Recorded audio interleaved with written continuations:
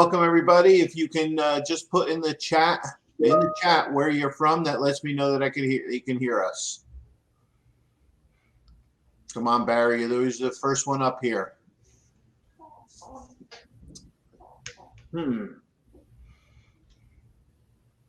Usually, all right, there we go. Thank you, Barry. Now I know we're doing good because Barry told us Barry, I think you're the only one on. Here we go. Another Troy person. We got 2 Parsippany. Is this only going out to Parsippany? Or these all my friends from Parsippany that are on? And so we've got 2. All right, so we've got 2 people right now. Anybody else? There's got to be Courtney. Got to be on here. Here we go. A couple more. Hey, Ken. Oh, 2 Kens are on now. Great. All righty. So we got some people on. Thank you. I just wanted to make sure that at least our voice is going out. And I see some people coming in. Great. So while people are logging on and getting ready and sitting down, I want to welcome everybody and go over some housekeeping items. As I tell everybody in the past, I just want to remind you that if you have any questions, please put it in the Q&A and not the chat. We monitor the Q&A really, and we don't monitor the chat as much. So if you can, make sure you put your questions in the Q&A area. You will have some polling questions as we're going through the day. I'm going to put one out in a few minutes.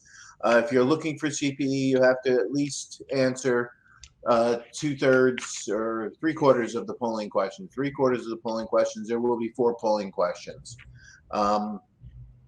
To mention a couple other productions, if you haven't seen before, I just want to bring to your attention that we've been putting out some other videos, Sobel Insights, which comes out weekly, which is a 15-minute video session on various topics, and Colleen just started producing Sobel News in a Minute, which is just some hot news, and it's a minute presentation. So look for those other presentations. So with some stuff out of the way, let's just do real quick. Let's just do the one polling question. And before we introduce the presenters, are you familiar with the Emerge program? Yes, no, maybe. Isn't this the GROW program? So let's see what people say. And as you're answering the question, I want to give a quick disclaimer that the views and statements expressed herein are our own, mine, Julie, and Dave's, and not necessarily those of Sobel and Company, Wendell Marks, or anybody else. So with that said, we're going to close out the poll. We have only 2 people know about it. 2 people have heard about it. I'm sorry. 18 people have not heard about it, and a couple people said maybe, and then there's some that don't need CPE. So we will close the poll. And at this point, I want to welcome from Wendell Marks, Julie Titoni, who has counseled people through the old GROW program and is now counseling people through the New Jersey Emerge Job Creation Tax Credit Program. I thought GROW was much easier to say than this, Julie. No offense, but I guess that's legislation. That's what they do. Makes it sound easier. But Julie, take it away. Thank you. All right, terrific. Well, it's my pleasure, everyone, to be presenting this morning. I appreciate that. I've been an attorney in New Jersey for about 25 years. In the last 10 years, I've spent probably half of my time on tax credit programs in New Jersey for all types of different clients, whether they be for-profit, not-for-profit. This morning we'll focus, or I will focus this morning, my comments on the Emerge Job Creation Program, which is really the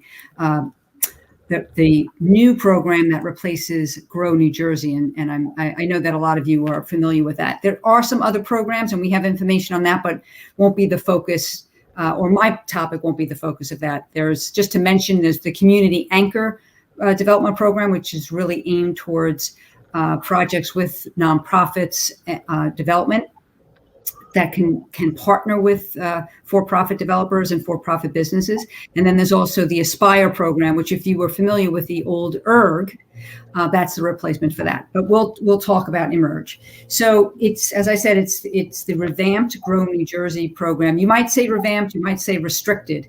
I think if all of you are familiar with GROW, they are on the backside of GROW. There's a lot of compliance issues that come with it. Emerge, unfortunately, I'm sad to say, probably will have even more of that. They have tried to make this a leaner, meaner tax credit program. And I think that's because that most of you probably read in the news in the last 2 years that the governor, after the Christie administration left and the Murphy administration came in, they impaneled a task force to investigate the tax credits under Grow New Jersey. And they found some irregularities. I think there were a few bad actors, but for the most part, everyone really ran a clean operation and it was very successful. But focusing on that, the legislature then, when they revamped these programs, made the compliance requirements a lot tighter and the eligibility requirements tighter. So I'll go through some of that. So the program, I think probably the general opinion is that it's a little bit tighter, especially for retained employees, and I'll go through that as well. For new job creation, I think it'll be quite good for companies coming in, but for retained, it's going to be of limited benefit. It'll be particularly helpful if you are a large company already. Hey, Joe, yes. Quick question for you. I mean, Adam Lipkin and I in our office have been involved in the GROW program, and we've actually seen companies enroll, try and go through the process, and then just have to back away because it was just too onerous. Emerge, you mean? Even GROW, we saw that. Oh, yeah, it is onerous. Unfortunately, it is very onerous. I think the misconception in the beginning of the GROW program, and they're trying to avoid that this time, was that it was automatic. In other words, I have a business, I create 100 jobs, I get a tax credit of $5,000 per new employee every year, and that's it, boom. But that's not really what the program was. You had to reach a lot of hurdles. Yes. And we'll go through that. The biggest hurdle would be material factor, and I'll talk about that. Okay. So the eligibility is going to require, and the level of tax credit that your project might be eligible for is going to depend on these several factors on the screen. Location of the project, the amount of capital investment, that should be the easiest part to satisfy. The number of jobs that you create or retain, and the most important is the material factor. And that's, you have to show the state that you would otherwise be creating those jobs and moving to an out-of-state location, whether it's Pennsylvania, New York, it could be North Carolina, it could be California. What's going to be very different this time around is that analysis is going to be highly vetted, and it's going to have to make sense. In other words, a company cannot simply contact a broker in another state and find out that it would be cheaper to be in Pennsylvania. The company really has to go through a full vetting process and show that it's likely that they would move to Pennsylvania, or it's likely that they would move to North Carolina, and that all of the circumstantial evidence points to that. And I'll go through that a little bit more. So that's, I think, the most critical piece about the Emerge program. And the last is a net benefits test to the state. So the state has to reap more in tax revenues over the life of the project than it's giving you in tax credits. And I will go through depending on the location of the project, the type of project, what that net benefit must be. So location, you have probably heard under GROW there was the Garden State Growth Zones.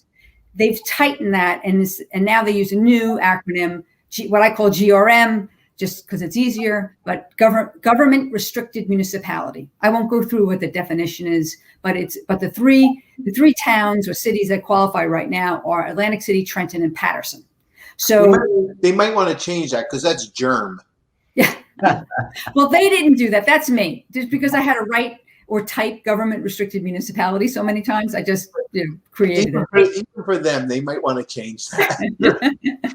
Distressed municipalities, and there's many of those. There's probably, I don't know, there's a neighborhood of probably 30 of those, as well as enhanced areas, which are really the urban transit hubs. There were, I think, 13 of them, and then you add on a few more cities that qualify for that. State planning areas 1 and 2, which is urban and high density suburban, and other areas, particular areas. Now, the best way to figure out whether your location would be eligible is there is a mapping tool, very, very similar to the location tool that was used for GROW, and it's on the EDA website. That's also easy to find. It's njeda.com, and you click on Emerge, and then there's a mapping tool, and you plug in either your lot and block or your street address, and then it'll tell you what area you're in, and then you'll know what level of credit you would be able to get.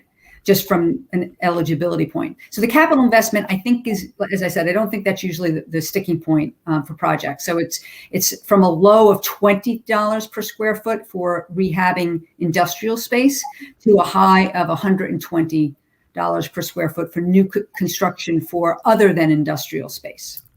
So that, I don't think that in New Jersey is a problem to satisfy.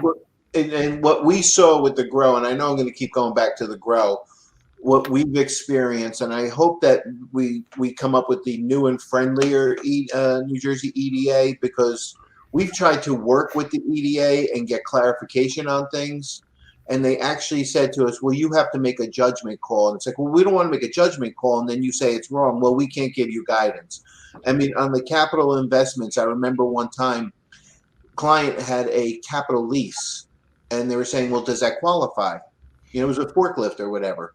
And that could be moved, but anyway, and they just would not work with us and talk with us and give us, and they really need to start working with the applicant and or their adjuncts in certain places. And I don't know if they decide to change this. I don't know that that's going to change under the new program, because unfortunately, because of the task force, and there were individuals at NJEDA who were called out. Right. Everyone's camera shy. Oh, yep. And so now one benefit, I think, to the Emerge program that's different than Grow, and I'll talk about this later, is it's a two-step process now. The business can start a pre-application process and probably get a lot of answers to their questions in the pre-application stage, just to see whether it's worthwhile for them to pursue the actual application. That's great. All right. So then new jobs under Emerge are really what's going to be, that's the focus, not retained jobs. And that's a little bit different than Grow.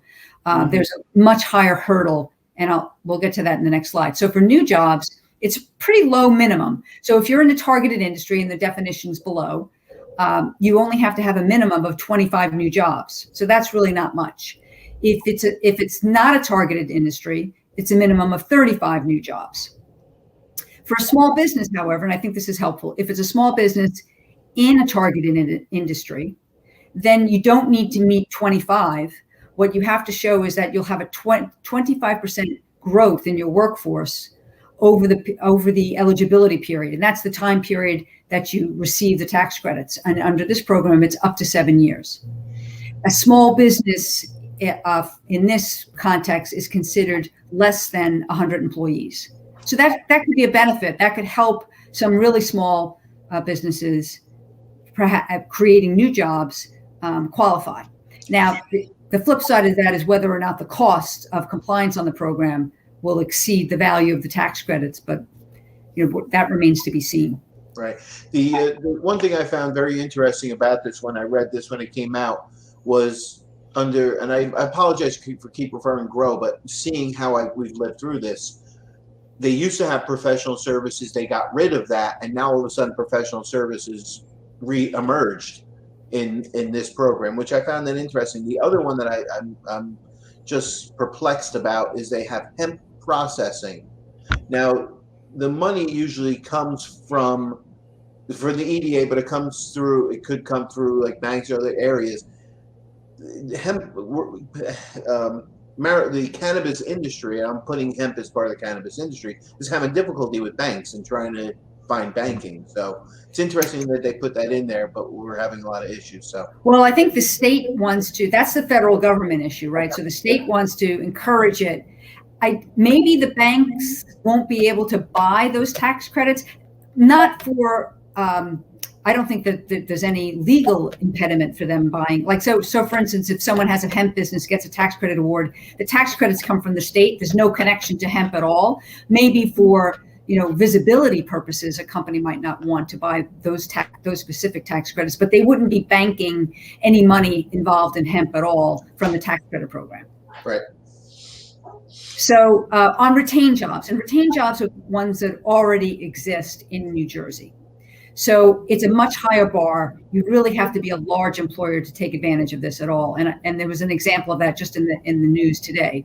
FistServe, which I think it's creating 2,000 new jobs, and it's retaining 1,000 jobs. So if your application involves creating new jobs plus retaining jobs, then if you're located in a government restricted municipality, you can have 150 retained jobs and qualify.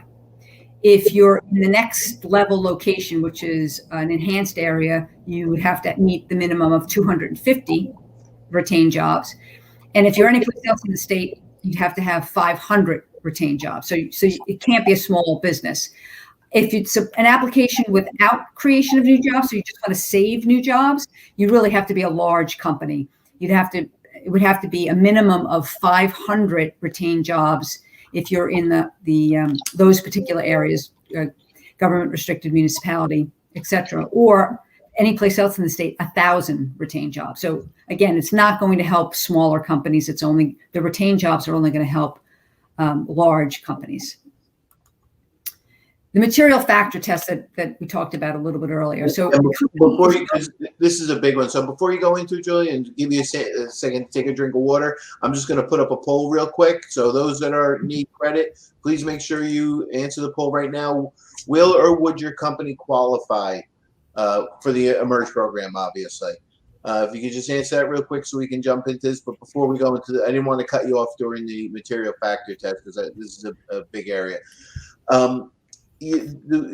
I know that Dave's going to talk about some other programs, but the one thing I worked with a Fortune 100 company that was getting a grant from Pennsylvania, and it was very straightforward. They had to give a financial statement, a projection that showed that they were going to hire X number of employees, what the wages were going to be by class of employee, times the rate of, because Pennsylvania has a straight tax rate for individual income, times the rate and say that this is the income tax that the state will be receiving from the wages. That's how they got their grant. It was that straightforward. And I had to do the projection for them so that they could issue to the state of Pennsylvania.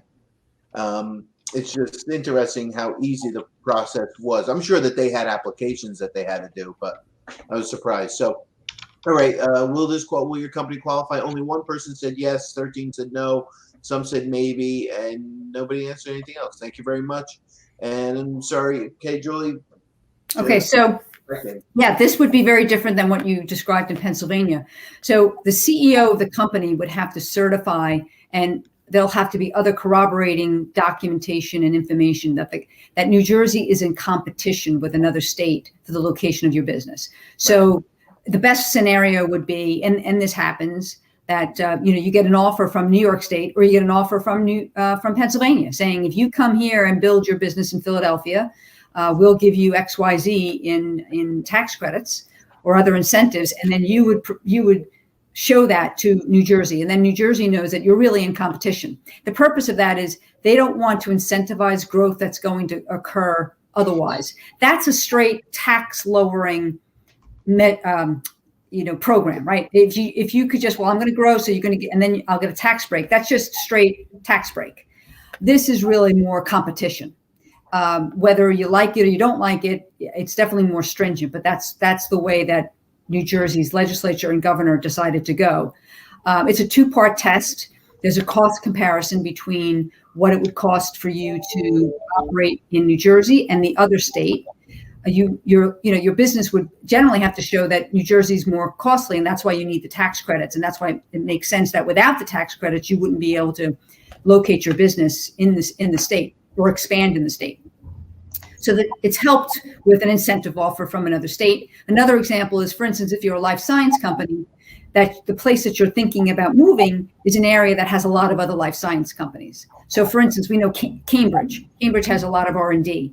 The state is always in competition with Cambridge. The Route 1 corridor for pharmaceuticals. So, in other words, your company would have to show that the alternative location for their business makes sense. You're not going to go into the middle of Iowa in a cornfield if you're a life science company. Then no one's going to believe that. It doesn't make any sense. There has to be some synergy. And then the flip side is, if you're saying that if you're a large company, you're saying, well, we're really going to move everybody out of state. We're going to move to South Carolina because the taxes are cheaper. It has to make sense. All of your business locations and all of your vendors and all of your services that you provide are for New Jersey customers or based in New Jersey. Are you really going to pack up and move? Well, some businesses, yes, they can. They can go anywhere. Other businesses, they really can't because there's too much synergy. So that's the type of subjective analysis that EDA will go through on this, which makes it very, as you mentioned, Brad, it makes it very difficult. It's not simply new jobs times the formula and you get a tax credit amount. That, I think a lot of companies wish that were the case, but that's not what it is. Yeah, and companies should be talking with somebody like you, because right now you're only talking about eMERGE. Mm-hmm. But there are, as Dave will talk later, there are other programs, and I have a particular client that, they're self-storage. They couldn't even fake that they were going to try and move out of New Jersey. Right. But I said to them, you should be talking to the townships about pilots. Right. There's other programs that they could benefit from. Correct. But if you have, to your point with this, if you have the possibility of relocating and finding something that fits properly, but do your homework. Don't just say, oh yeah, well I was going to move over to Easton or move over to East Stroudsburg just because you found cheaper rent there. Well, a lot of companies are going to actually get help probably through the Aspire program, and that helps the developer, but through the tax credit, the developer can then offer your company a lower rent. So that's something also that I think is beneficial, because the developer will actually get that tax credit to help them bridge a financing gap for the cost of their program. But that's especially if someone's going to be building out an entire building, rehabbing a whole building or something like that. And then the developer can offer your client, the people that are on the seminar, lower rent for their space, be it warehouse space or something else. So the net positive benefit is, and they don't tell you exactly what goes into it, but it's primarily taxes. And the issue here is that it ranges from 200% of the tax credit to 400%. So in the places where the state wants to encourage the most development, the net benefits test is lower. So in Trenton, for instance, or Atlantic City, they're really encouraging businesses there. You only have to show that the net benefit to the state would be 200% of what the tax credit is. Other parts of the state, it would be 400%. So my question about that one, if you can go back to that slide just real quick, I'm not going to ask you to do it, but because I dealt with the EDA on this, and the applicant, we've had difficulty because the state has said, well, tell us how it's meeting the calculation, but they're not giving all the particulars. Have they changed that, or they're still?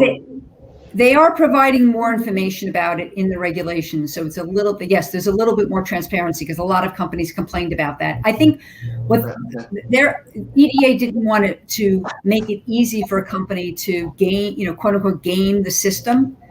But I think what it winds up being is it's just that everyone's in the dark. No one's trying to game the system. They're just trying to figure out whether they qualify.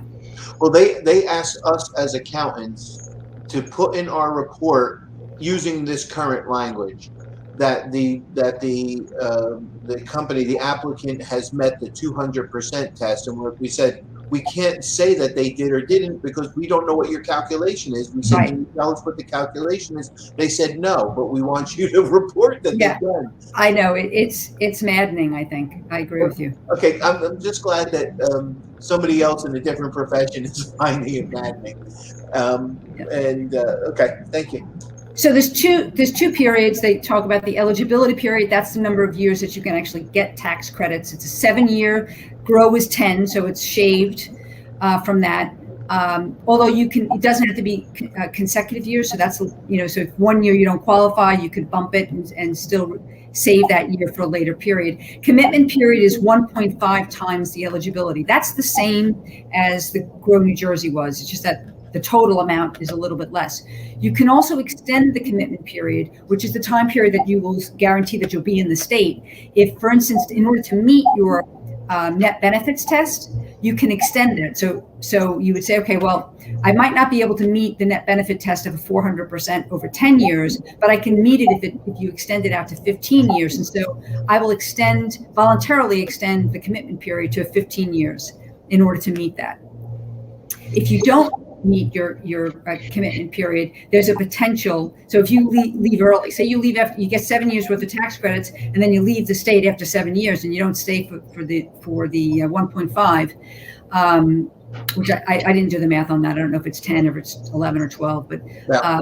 then they can recapture, they can seek to recapture those tax credits against the business, not against the purchaser of the tax credits, but against the business itself. So they're not requiring a specific number of years in the leases if you're leasing a property.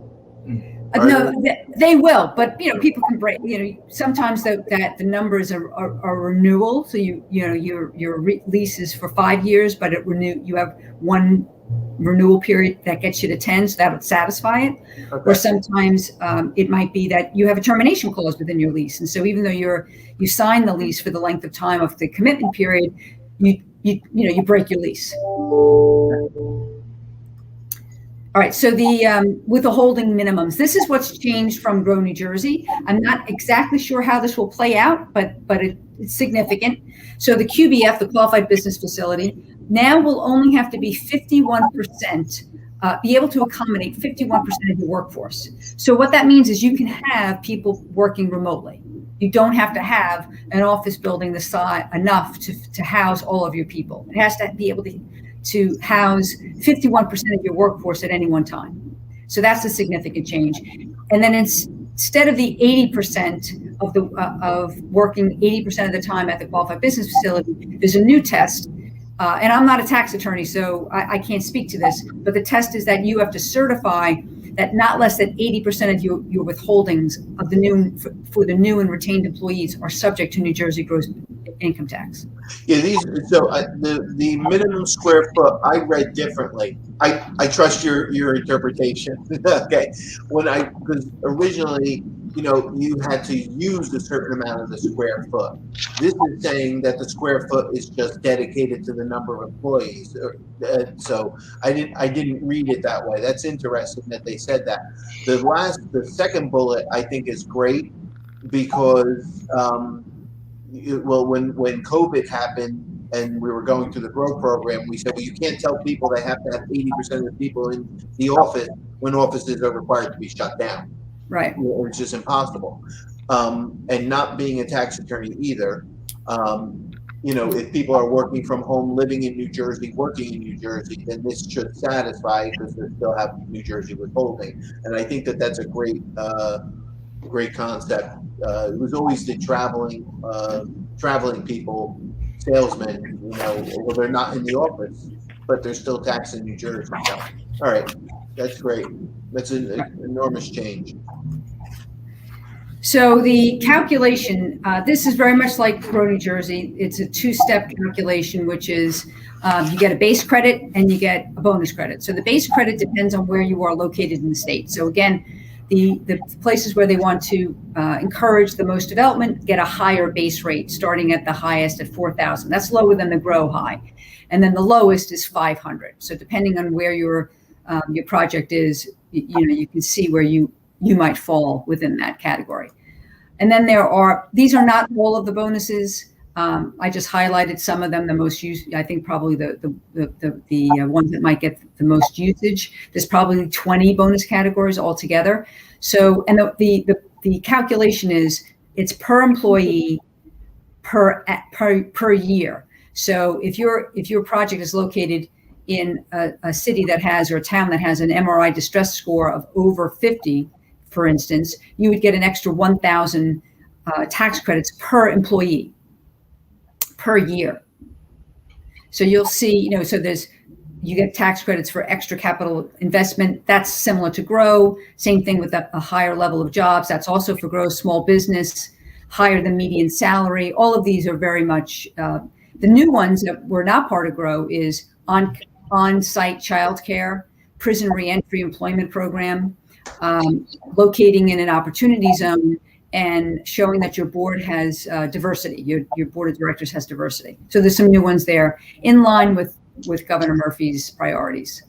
And I read that last one, and I'm not trying to get political here, but did they identify or define diversity? I think that's in the regulations. Is it? Okay. It's not, I don't think it's specific. I mean, I think it's a very wide range of what that means. It just sets a political football that's scary to have in there, to have the discussion with the EDA, and they say, what's your board makeup?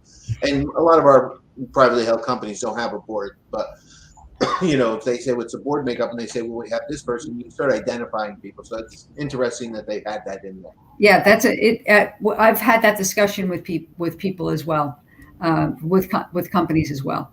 But most big companies, at least, do have diversity programs, so it's easy for them. I think the smaller companies, as you said, the small companies don't, but the large companies, they have to, just for public relations purposes, they have to be really upfront and transparent about diversity.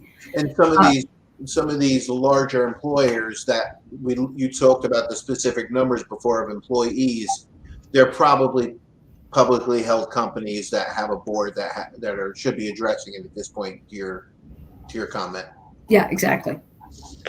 So there's a cap per year per employee on what you can receive, and their caps are a little bit lower than the GROW. So and also full-time employees are going to earn the business 100% of the base plus bonus. That's the same as GROW, and retained employees will earn 50% of the base plus bonus. That's also the same as GROW. So the caps are on the high end, $8,000 per employee if you're in a government restricted municipality or you qualify as a mega project. And then it goes down from there, as you could see, down to the lowest category, which would be $3,000 for projects that are not in a special enhanced area. So there's other requirements. I mean, the new law, not emerged specifically, but I think there's 10 programs. It's over 200 pages long, and that's legal size paper, by the way. So it's significant. I couldn't possibly cover all of that in this presentation, but this is just highlighting some of the key requirements. In other words, if you think, oh, this looks good, you have to dig into the weeds. There's a lot of requirements here. But one I think that everyone's familiar with is prevailing wage. So for constructing the project, you have to pay prevailing wage to the contractors.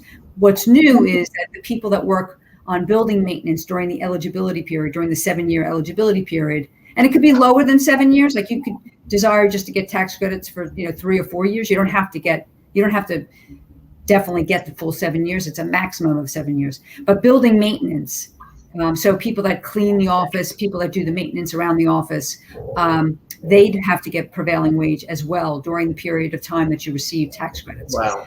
There's affirmative action that the contractor has to show that they have an affirmative action plan in place. I think that exists now under any project that gets EDA monies now has to comply with that. So that's not new. And this is also similar to GROW. If the number of full-time positions drops below by more than 20%, either at the qualified business facility or statewide for companies that have multiple locations, the tax credits for that particular year will be forfeited. So you will not get those tax credits. So you'll lose a year of tax credits if you dip below. Now what's new is a similar situation, but it's for salaries. So if your salaries dip below 20% of what they are currently or at approval, then you'll also forfeit those tax credits for that year.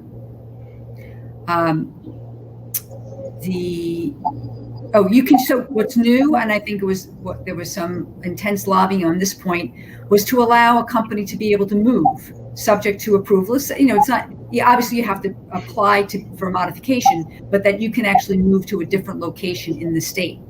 Now, if you move to an area that is more incentivized, you'll just stay at the same incentive level. But if you move to an area that's less incentivized, in other words, if you have a business in Trenton and you decide to move to Princeton, your tax credit award is going to be reduced because Princeton is a less incentivized area than Trenton is. And as I mentioned before, there are circumstances where EDA would seek to recapture the value of the tax credits from the business. That can be if you leave the state, or if your business now falls below the minimum number of jobs. And that's the original chart that we had up there of 25 employees, 35 employees, those numbers. Or if there was material misrepresentation in the application process. they can seek to recapture, but they will not recapture the tax credits against the buyer. So if you've sold your tax credits to another company, the buyer does not have to be concerned that EDA or the state is going to go after them.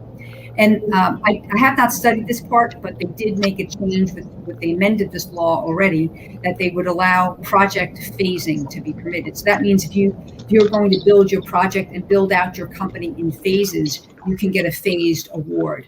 Again, I don't know all the details of that, but I think that's a positive thing, especially for larger projects. Before you, and somebody just asked a question on this. I'm just going to put up a poll real quick. Will this help the business community in New Jersey? If you could just answer that real quick, and then we're going to go into sale and merge, because I know, Ben, you just asked a question relating to this, and it wasn't directly relating to this, but Ben said, and you're not a tax attorney, but Ben said, can an S corp owner or an LLC member take the credit on their personal return? And this will kind of answer, not directly, but the question. So will this help the business community in Jersey? 7 say yes, 4 say no. A bunch say maybe still, and 2 say need incentives for struggling companies. So, and I'll give you a second to close the poll. I had one quick question. I know that under the old programs there was a 24-month look back period, particularly for capital investments and stuff. Does this still have that, or is it everything prospective, going forward? There's not a 24 look back period, but there is some costs that you can capture in certain instances. It's more limited than it was under GROW. So I think site preparation, and I think you have to show that there was some extenuating circumstances to allow you to get that. But there is some amount of pre-application project costs that you can capture on this. Okay. Capital investments. To answer that question on the LLC, I don't think you're going to be able to use it on your quote unquote personal, because it's only good for corporate business tax or an insurance premium tax, and you personally won't have that. But I do believe that in the law it says that if you are a partnership, that the tax credits can be allocated down to the partners or the members of the LLC, and from there, I would assume if you can't use it, then you would be able to sell it. Right. So the tax credits can be sold. They changed from GROW slightly. I don't think this is going to be a big impediment, because I think I have handled a fair number of tax credit sales, some for GROW, but more on the ERG side, and that was at 75% value. But most of the sales prices are much, much higher than that. So now the new floor for sale price is 85% of the face value, and the discounting to present value is permitted. Tax credits can be resold after the initial transfer. So if your company sells a tax credit and the bank or insurance company that buys it or other large corporation decides, well, they can't use all of it, they can then sell it to another company that could. The state has an option if after 2 years you have not been able to use your tax credit, so either your own business can't use it or you haven't been able to sell it, the state has the option to purchase those tax credits for 90% of face value. It's not an automatic, and I think that program will be developed over time. But I think that's a nice option that wasn't available under the GROW New Jersey program. So if the state is particularly interested in your project, they might have an appetite. Keep it going. I couldn't figure out why the state would want to repurchase it, but if they to entice you to stay around and make sure that you see value in it, okay, that explains it now.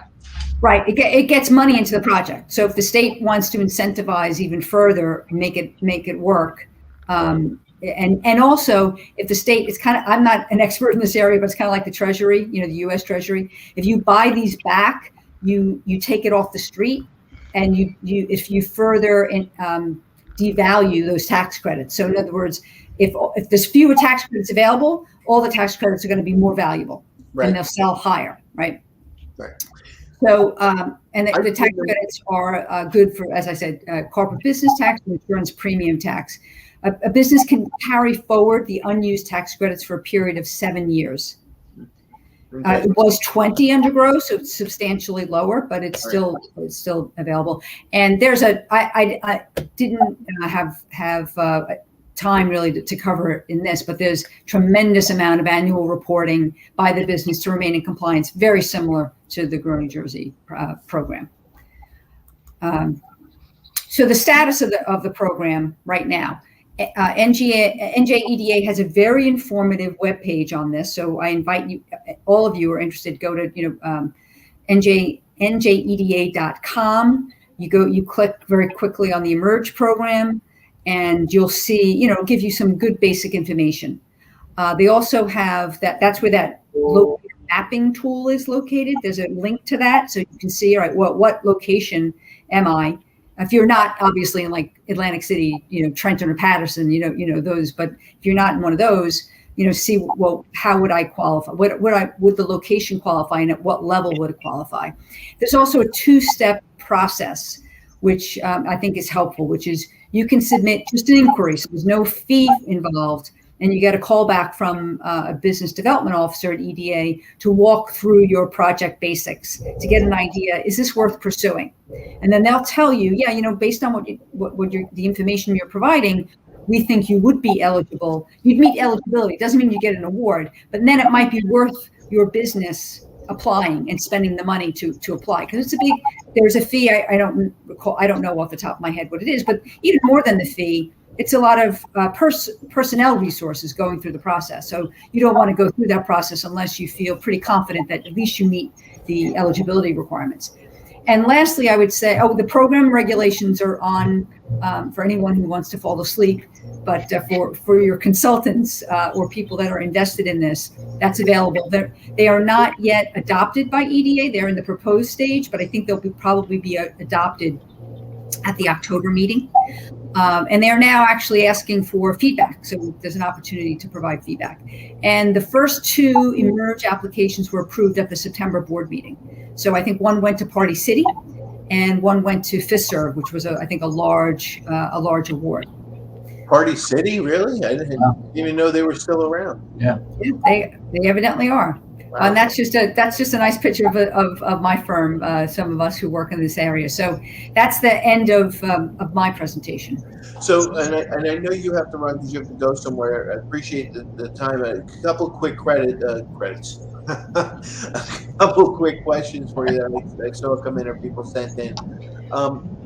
How long do you think that this whole process takes? If you had to peg it just about, and don't hold Julie to this exact number, please. All right, she's giving an approximation. I would say if you have everything prepared, ready to go. In other words, you are currently investigating other locations. You've already, you have an LOI in New Jersey. You have an LOI, non-binding in another state. You've really investigated. You know how you're going to finance the project.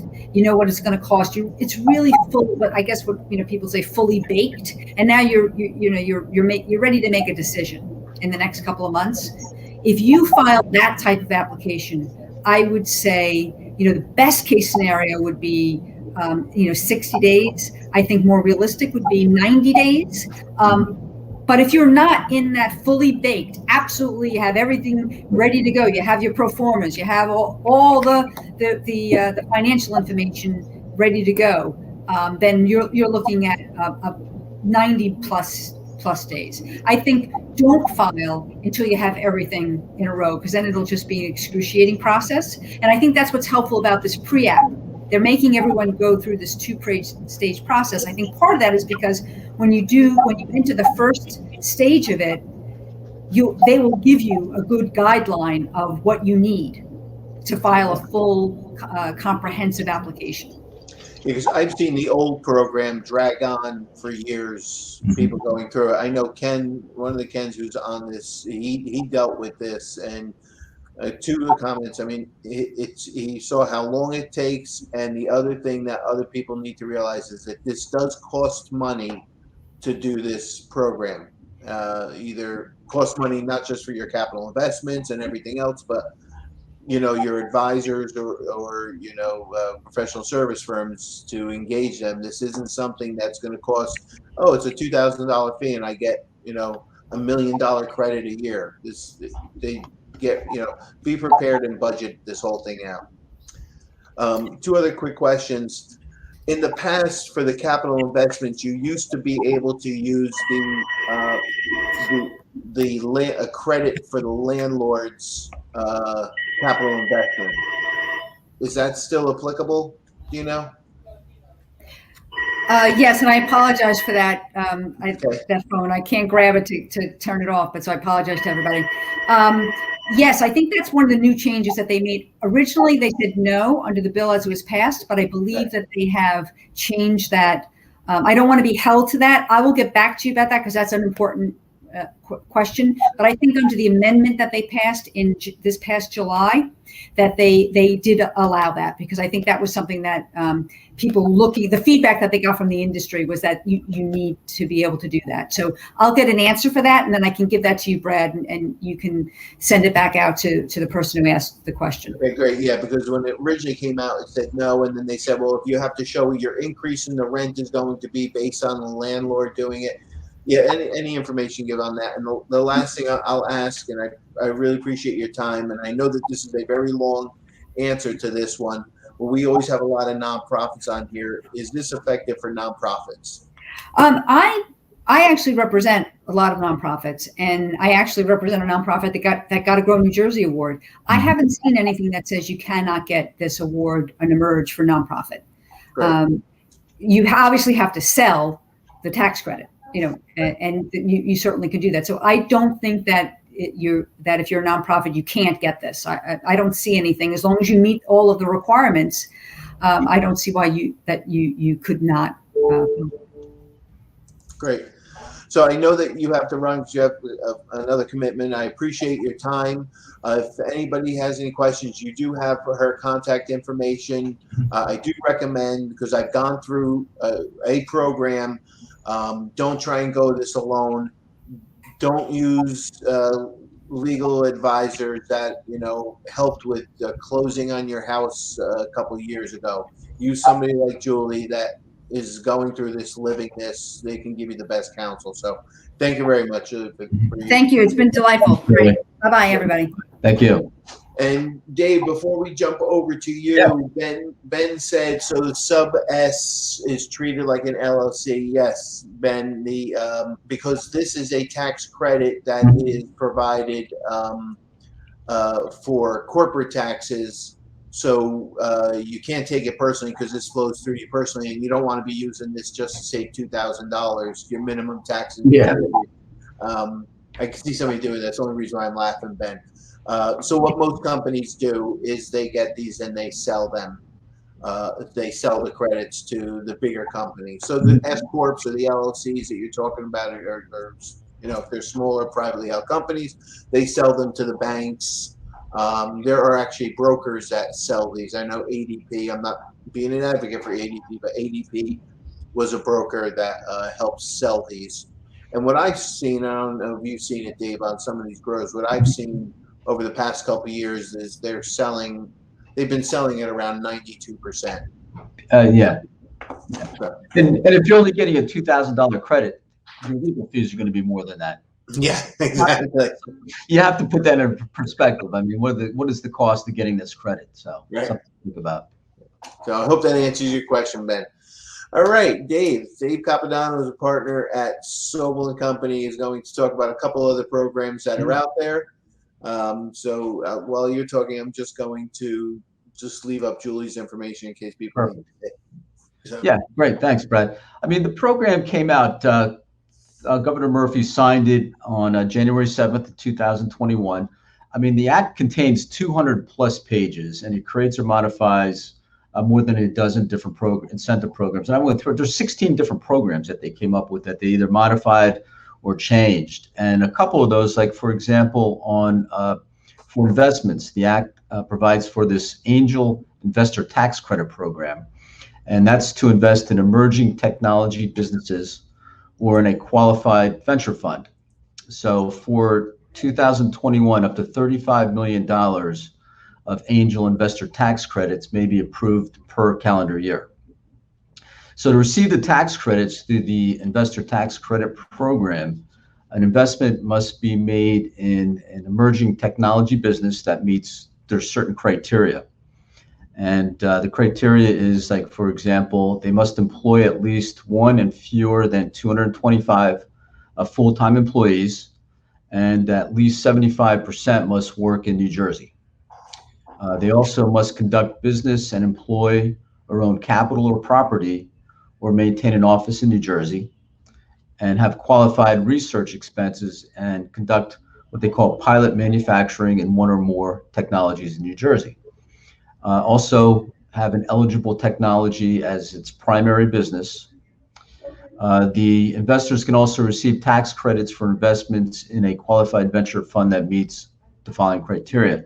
So if it's a partnership, corporation, or trust, or a limited liability company, and that has to be administered by a professional manager who invests cash in a business during its early stages, and there must be an exchange for an equity stake in that business. So you have to give up some equity in your company. And the investment is a minimum of 50% of funds in a New Jersey business. So the investment must be either a non-refundable transfer of cash in exchange for stock or assets, or a commitment to a venture fund. So there's a lot of transactions and equity transactions that have to be looked into in setting that up. So what is an emerging technology company? So that's defined by the Act as one with fewer than 225 employees, and at least 75% are filling a position in New Jersey and doing business in New Jersey and owning property or capital in New Jersey. They have to have qualified expenses paid for research and conduct what they call the pilot scale manufacturing. So, they define pilot scaling manufacturing as the design, construction, and testing of pre-production prototypes and models in the field of advanced computing and other technologies. It could be medical devices. Sales cannot exceed over $1 million. And a qualified venture fund is required by contract to invest a minimum of 50% of its funds in a New Jersey business, and has the capacity to make the minimum investment based on reviewing the venture fund's investment history. So that needs to be reviewed. And if any private placement memorandum or other relevant information. So they look at that. They're going to want to see what that private placement memorandum is. They want to take a look at the investment history for the venture fund, and they're going to ask for that information. Hey, Dave, you just mentioned the first one. What was the first one? The qualified technology, or? It was qualified, emerging technology. Yep. Emerging technology. And then you said research. And that's interesting because when I think technology, and there's a lot of different areas, Bell Labs, right. Pull out an old name, Crazy Eddie, pick up something more current, why don't you? And I think emerging technology, a lot of times first thing to come to mind is software, app design, SaaS, whatever you want to say. And now that you say that, I rarely ever see a software company having something on their P&L, called research and development. But if they have to have qualified research or development, they're usually developing the software. But I guess that they should try and classify their process as research and development. And then there's other research and development tax credits, and you and I are not tax people. So let's not go into that. Yeah, they should track it. Yeah, absolutely. You should track those expenses, because then you can qualify, and then you'll get into the R&D credits as well. Right. And while you're taking a break, I'm going to just put up the last polling, because I know that there are people just are dying to get their last polling. We've got 6-7 more minutes to go. So, okay, sorry about that. You can go on while the polling's going. Yeah. One of the other programs they have is the PPE manufacturing credit. So that provides for a number of PPE that companies can manufacture, and they range from all types of PPE: coveralls, face shields, gowns, masks, respirators, safeguard equipment, and any form of PPE equipment. And that credit makes available $10 million in investment tax credits per year for it started in 2020, 2021, and through the 2022 tax years. The base credit for that is $10,000 per new job, and individual projects are subject to a annual cap of $500,000.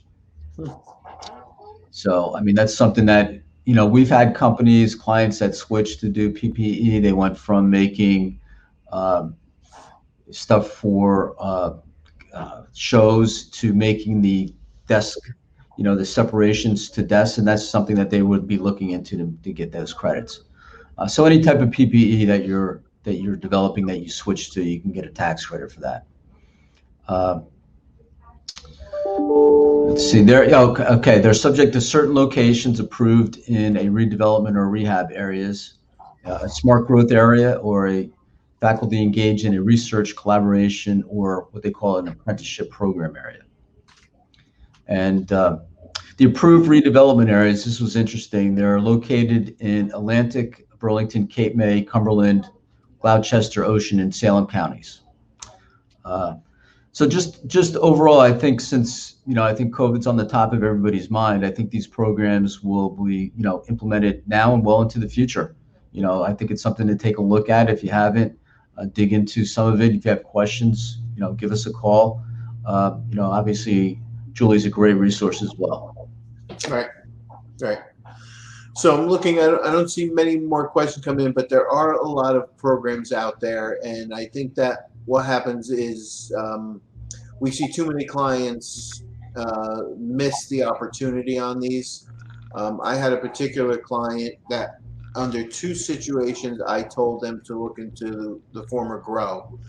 And this is when they moved from a smaller facility to 100,000 square foot and ultimately a 600,000 square foot. And they never talked about GROW. And they, you know, significantly lost the potential for credits there. And they could have moved out of New Jersey too.